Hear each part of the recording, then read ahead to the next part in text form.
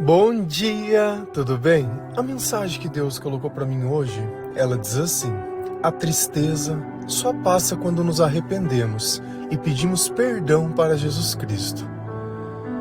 Senhor, tende misericórdia de nós. Perdoa, Pai, todos os nossos pecados. Livra-nos de todo mal. Nos afasta de tudo aquilo que não vem de Ti. Nós agradecemos, Senhor, por mais esse dia, pelo alimento, pela palavra, pela presença.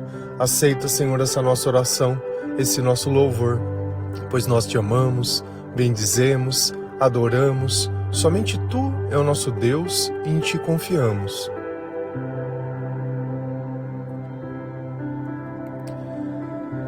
Os nossos pensamentos, eles sempre vão conduzir os nossos sentimentos. Se você não gosta do que você sente, talvez o problema seja o que você pensa.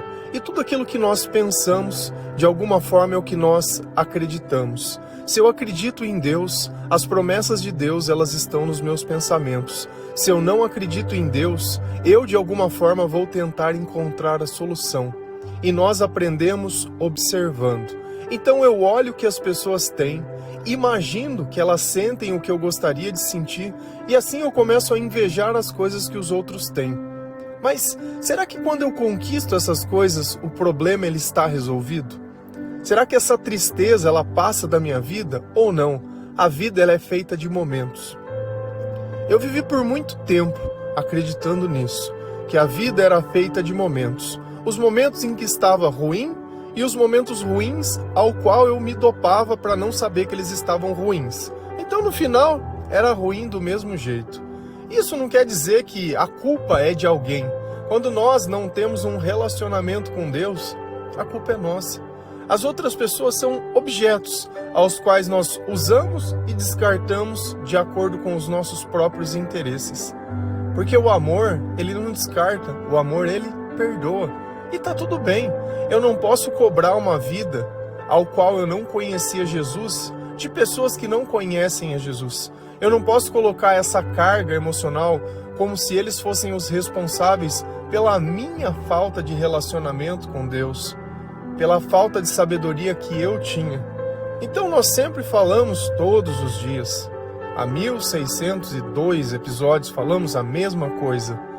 Leia a palavra de Deus. E agora nós adicionamos uma coisinha, né? Em sequência. Por quê? Porque dessa forma, os meus pensamentos começam a se tornar os pensamentos de Deus. Dessa forma, o Espírito Santo ele vem até mim. Os meus pensamentos eles começam a se modificar. É como se eu pudesse abrir os meus olhos e ver que a minha vida toda eu não fiz nada certo. Que tudo aquilo que eu sinto é a consequência de tudo que eu não me arrependi.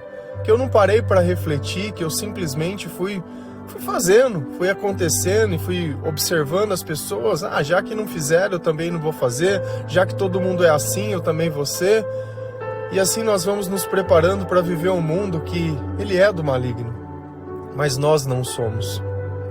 E esse é o ponto de virada de chave, quando você descobre que você não é do maligno, você é um filho de Deus. E essa tristeza que você sente é porque a tua alma sabe disso, mas você ainda não. Até que eu resolvo começar a conversar com Deus e olhar e falar: Senhor, realmente, eu não fiz as coisas direito. E cada vez que nós fazemos isso, nós estamos confessando, admitindo para Deus, reconhecendo a nossa culpa. E o nosso coração, sabe o que ele faz? Ele se tranquiliza. Mas será que é assim mesmo? Se a gente vai lá em Salmos 32, versículo 3 a 6, a palavra do Senhor ela diz assim: enquanto não confessei o meu pecado, eu me cansava, chorando o dia inteiro, de dia e de noite. Tu me castigastes, ó Deus, e as minhas forças se acabaram, como o sereno que seca no calor do verão. Então, eu te confessei o meu pecado, e não escondi a minha maldade. Resolvi confessar tudo a ti, e tu perdoastes todos os meus pecados. Por isso, nos momentos de angústia, todos os que são fiéis a ti devem orar. Assim, quando as grandes ondas de sofrimentos vierem, não chegarão até eles. Então, quem está conversando conosco? O rei Davi. E ele começou a prestar atenção em algo. O que era? Os sentimentos dele. Quando você para prestar atenção nos seus sentimentos, como eles estão? Quando você acorda, como você se sente? Durante o longo do dia, como você se sente? Quando você deita para dormir, está tudo ali em silêncio, como você se sente? Você já parou para pensar nisso? Quanto tempo faz que você não conversa com Deus, mas de forma sincera?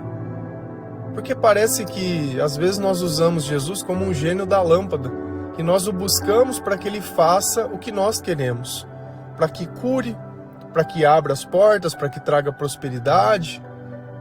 Mas quantas vezes nós falamos em salvação? Quantas vigílias você foi para buscar a tua salvação? Quantos jejuns você fez para a salvação?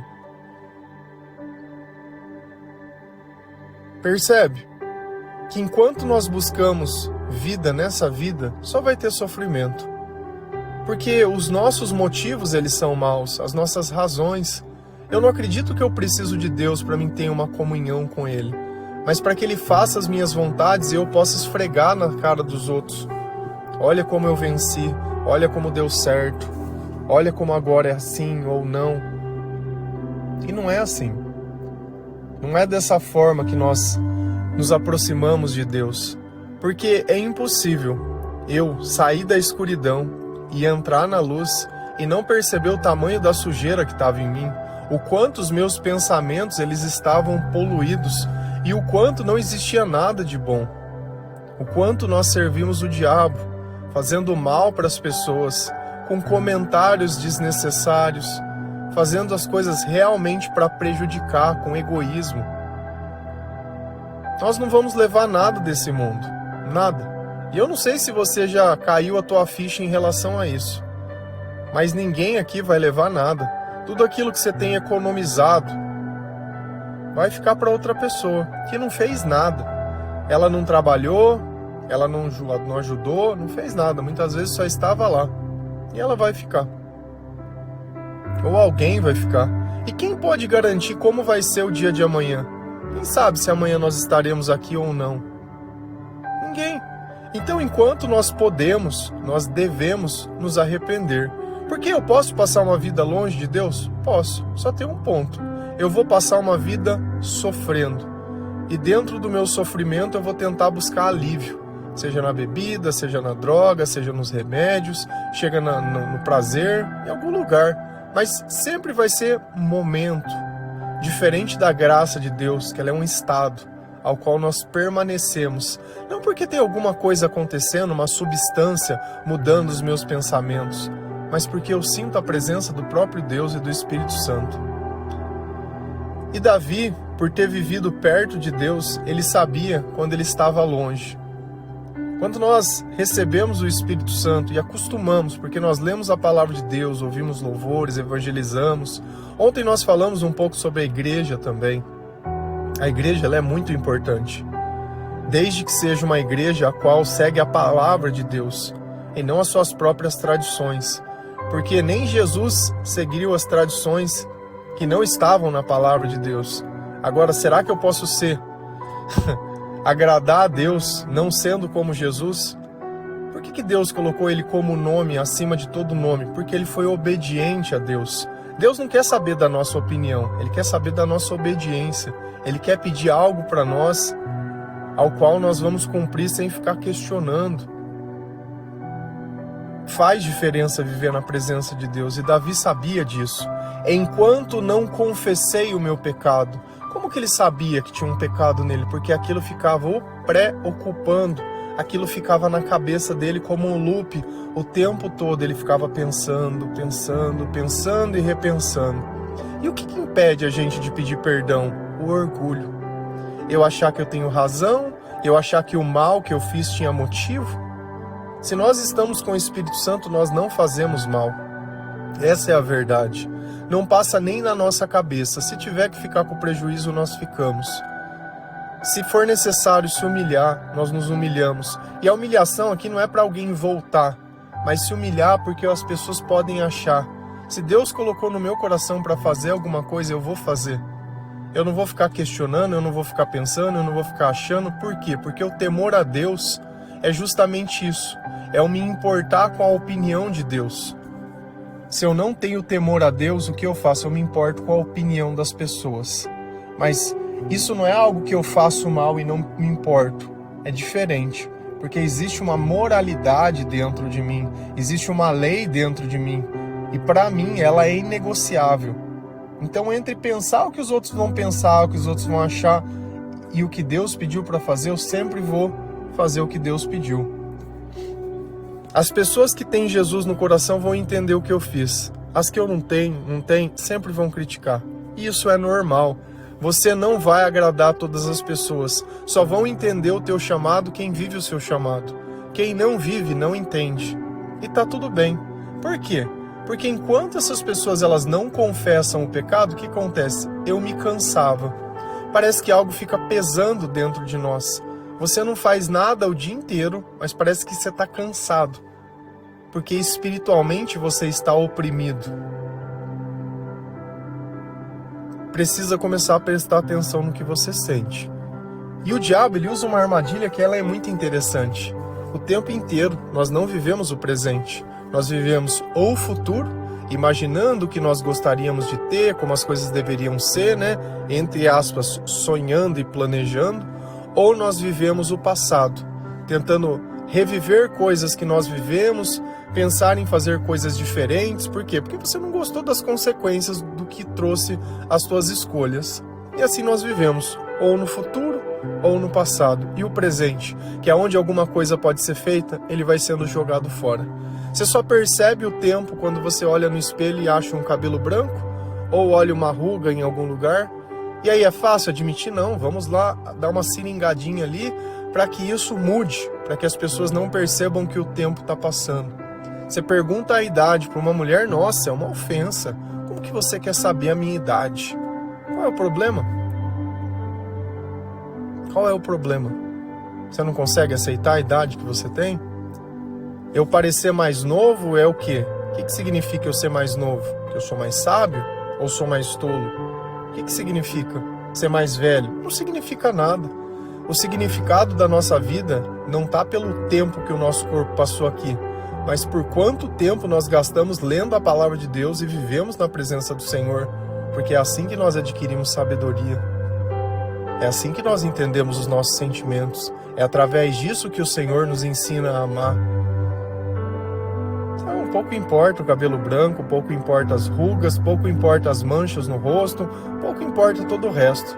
Eu tenho que ter sim um corpo bem cuidado, porque eu como bem, eu durmo bem, eu me alimento bem. Comer bem não é comer bastante, é comer certo.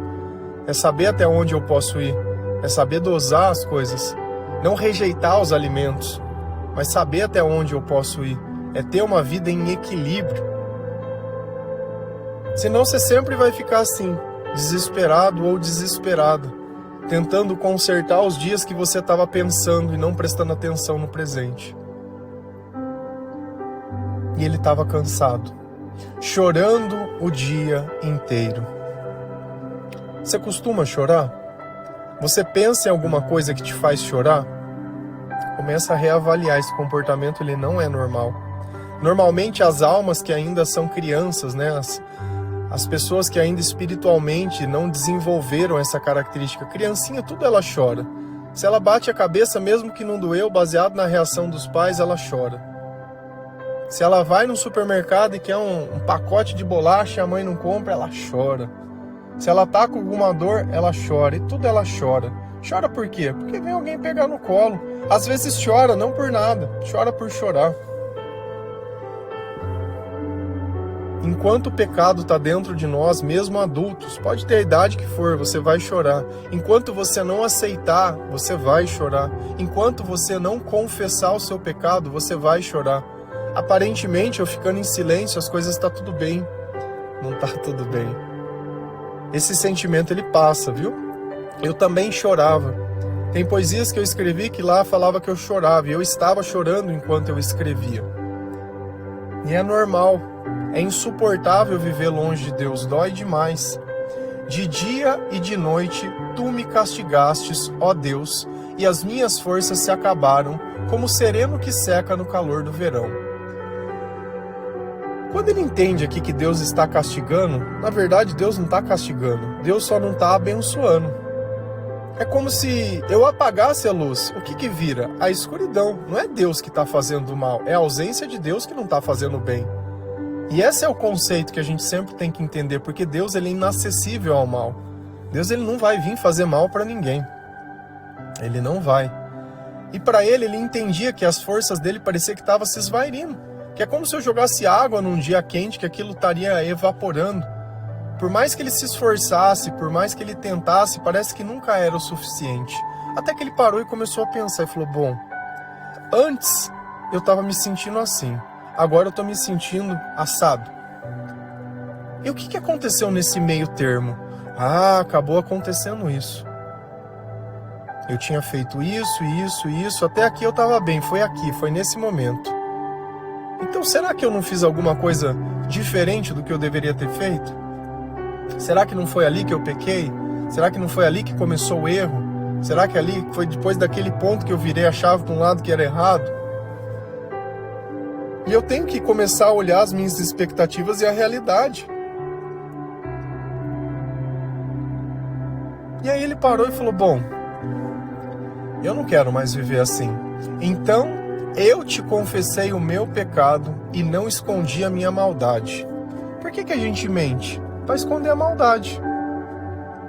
Ao invés de dizer a verdade, a gente vai mentindo, colocando a culpa nos outros. Quando não cai a ficha, a gente grita, a gente berra. Quando não consegue conversar ou convencer, começa a xingar, humilhar. E assim nós vamos seguindo a vida, achando que isso é um comportamento super normal. Posso viver a minha vida inteira assim? Pode. Qual é a consequência disso? A tristeza. E aparentemente, porque eu posso pecar em liberdade, porque dá a impressão que se eu estiver perto de Deus eu vou viver uma vida chata onde eu não posso fazer nada. Na verdade, as coisas que você pode fazer é para sobreviver, isso não é vida. Você sobrevive pecando, achando que o pecado é necessário e é divertido. Não. Isso é uma vida miserável que você vive. E é nessa miséria espiritual que sempre vai ter alguma coisa que te faz chorar. Aí bebe. Aí, como nós falamos, escuta uma música. Aí chora. E fica. E não sei o quê. E é só isso. Uma vida que se pauta em acontecimentos passados. E só. Não tem mais nada. Como se Deus ele não tivesse mais nada para oferecer ou a vida não fosse boa.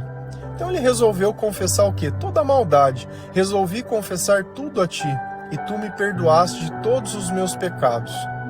Então, enquanto a gente não confessa, enquanto a gente não abre essa porta para Jesus poder nos curar, enquanto a gente não admite, e confessar não é só falar, mas é começar a fazer diferente também. E olha o que ele fala, por isso nos momentos de angústia, tá sentindo mal? Tá sentindo triste? Tá chateado? Tá abatido? Não é porque a outra pessoa não pediu desculpa para você, é porque você não admitiu a tua culpa. Olha, o que você pede? Desculpa, tira a culpa. Mas é mais fácil a gente chegar em Jesus e conversar com Ele. Por isso, nos momentos de angústia, todos os que são fiéis a Ti devem orar. Agora, adianta eu, no momento de angústia, ao invés de confessar a Deus e conversar com Deus e orar a Deus, ir lá soltar uma oração repetitiva lá e ficar martelando bolinha? Você acha que vai tirar o sentimento de culpa ou a pessoa vai continuar orando, chorando? Chorando. E o que mais a gente vê dentro da igreja? Pessoas chorando.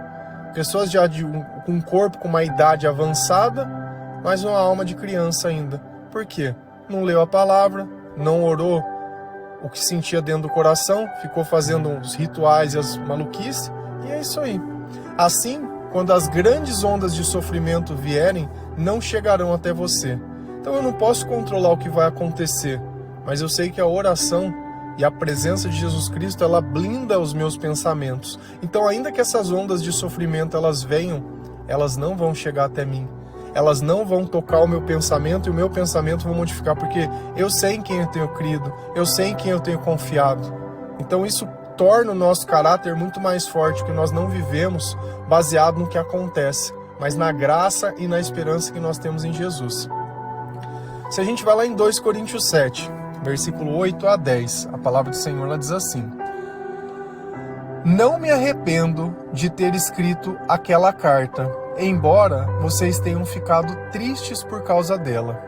Quando soube que a carta os deixou triste, por algum tempo eu poderia ter ficado arrependido, mas agora estou alegre. Não porque vocês ficaram tristes, mas porque aquela tristeza fez com que vocês se arrependessem. Aquela tristeza foi usada por Deus, e assim nós não causamos nenhum mal a vocês, pois a tristeza que é usada por Deus produz o arrependimento que leva à salvação, e nisso não há motivo para alguém ficar triste, mas as tristezas desse mundo produzem a morte. Quem está conversando conosco aqui? Paulo. E o que Paulo ele tinha feito? Ele sempre está escrevendo carta às igrejas. E essas cartas são para quê? São para exortar. E o que é uma exortação? É uma correção. Correção do quê? Do comportamento. Então a igreja estava tendo um comportamento que não era o comportamento de pessoas que estavam com o Espírito Santo. Então eles acreditavam que por eles estarem na igreja, eles já eram melhores que as outras pessoas e que independente do que eles faziam, estava bom. Eu já estou aqui na igreja, é o suficiente, já não tem mais problema o que eu faço. Só que não, né? Não funciona assim. Por isso que quando nós começamos lendo a palavra de Deus, nós vamos aprendendo o que é certo, o que é errado, o que é bom e o que é ruim, o pensamento que vem de Deus e o que não vem, o sentimento que é de Deus e o que não é. E sempre que eu acho uma divergência entre esses lados, como eu reconecto? Através da confissão de pecado. Não tem outro jeito. Se eu não reconheço que o que eu faço é errado, eu tô achando que tá certo fazer o errado. Se eu acho certo fazer o errado, é o diabo que tá fazendo. Porque o contrário da verdade é a mentira. O contrário da luz é a escuridão. Não tem outro lado. Entenda sempre isso. Quando você concorda com Deus, você está do lado de Deus. Se você não concorda, está do lado do diabo. Não tem o lado teu. Você é insignificante. Eu sou significante. Todos nós somos pó. Todos nós viemos do pó e vamos voltar para o pó. O que diferencia hoje a nossa vida é o sopro do Criador. É aquilo que Jesus nos colocou. Acabou isso, acabou a vida. Por isso que a gente, antes de partir, a gente dá o último suspiro. Nós temos que começar a pensar um pouco maior. Sai da caixinha um pouco. Sai de dentro da tua casa, sai de dentro da tua vida, sai de dentro de tudo.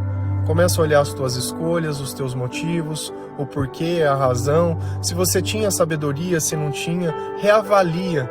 Coloca para Deus, ora, conversa com o Senhor. E Paulo ele foi lá e falou: meu, Deus está me incomodando. Será que eu vou falar? E eu entendo. Porque às vezes a gente fala as coisas e as pessoas elas não entendem. Você está ali falando algo que é para o bem dela. E não é porque eu quero o bem dela, mas é o que está na palavra de Deus. E às vezes você vai falar, você causa mais briga.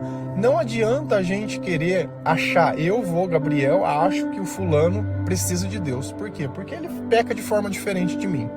E aí eu acho que eu vou me intrometer na vida dele para ele parar de pecar desse jeito. Eu não tenho problema, porque a forma que eu peco é mais tranquila. Não funciona assim. Pecado é pecado. Não adianta eu olhar e querer achar. Não tem. Não entra nesse campo de querer ser melhor. Não porque você está com Jesus e confessou seus pecados, mas porque você peca diferente. Não, isso não. E aí Deus vai lá e incomoda para que ele fale. Mas ele está conversando com quem? Com a igreja. Eu estou conversando com quem? Com uma pessoa que está buscando Jesus. É diferente. Eu não vou chegar numa pessoa que ainda ela não se arrependeu e querer exortar. Ela não vai entender. A Bíblia para ela não tem o mesmo significado que tem para nós. Tenha sabedoria também para falar. Saiba da oportunidade correta. Sabe qual é a melhor oportunidade para você pregar para a pessoa? Quando ela vier reclamar. Quando ela vier reclamar, você usa o teu testemunho, que você também reclamava, e usa a solução, que foi Jesus. Fica muito mais fácil de você falar. Então você fica quietinho, belezinha, só esperando, pleno, tranquilo.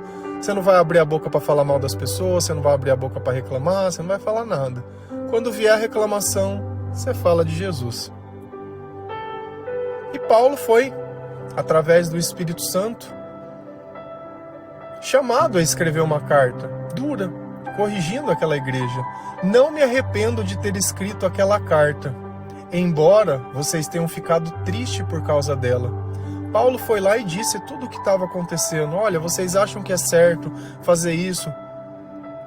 Tá cometendo adultério dentro da igreja, saindo nora com sogra, com filho, eu não sei direito para te falar aqui, para lembrar, mas a primeira carta de Coríntios, você começa a olhar e ver.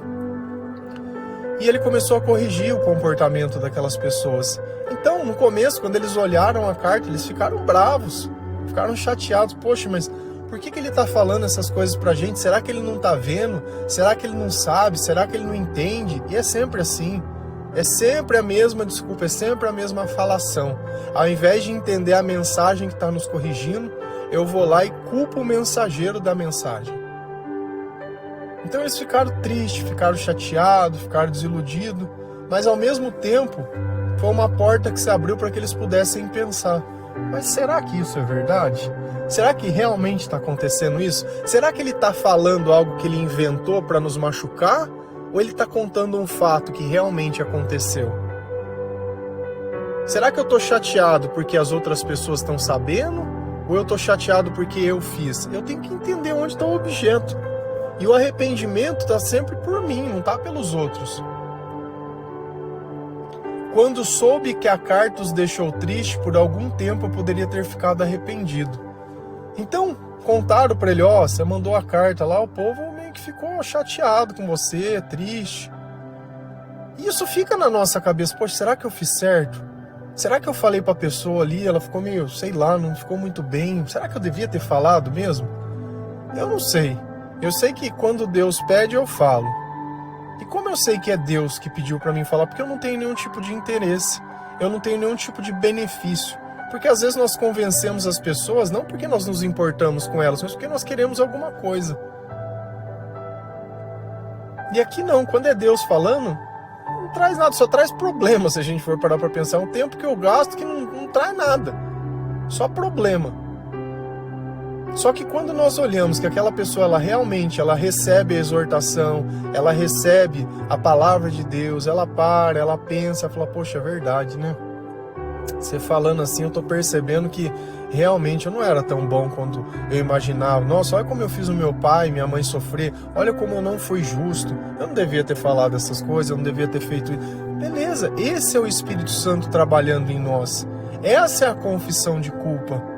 Mas agora estou alegre, não porque vocês ficaram tristes, mas porque aquela tristeza fez com que vocês se arrependessem. Então, na presença de Deus, quando nós estamos lendo a palavra de Deus ou tem alguém nos exortando, nós vamos ficando tristes, chateados, mas é com nós mesmos, pelas coisas que nós fizemos e pelos motivos que nós fizemos.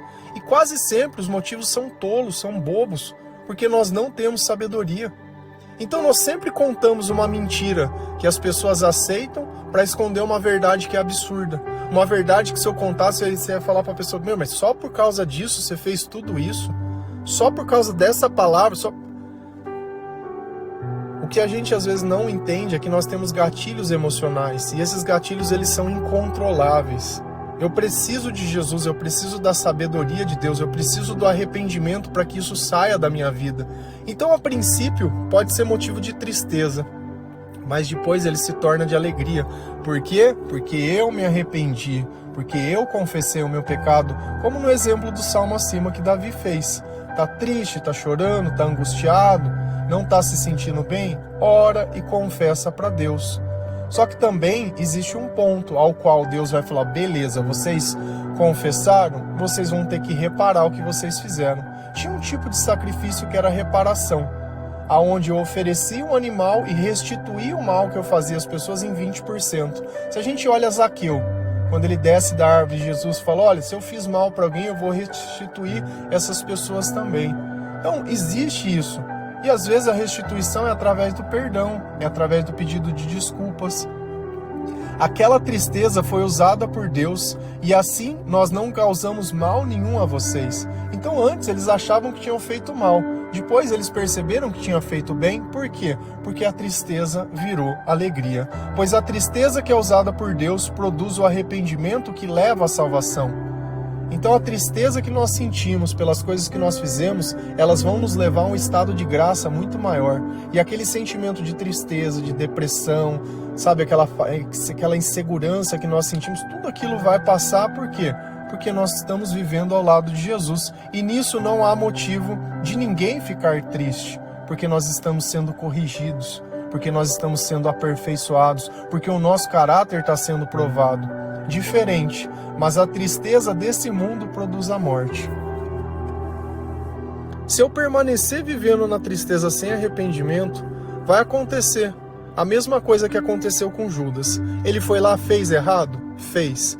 Ao invés dele desfazer o mal, ele tentou, devolveu as moedas que ele recebeu, mas ele não procurou Deus para se reconciliar.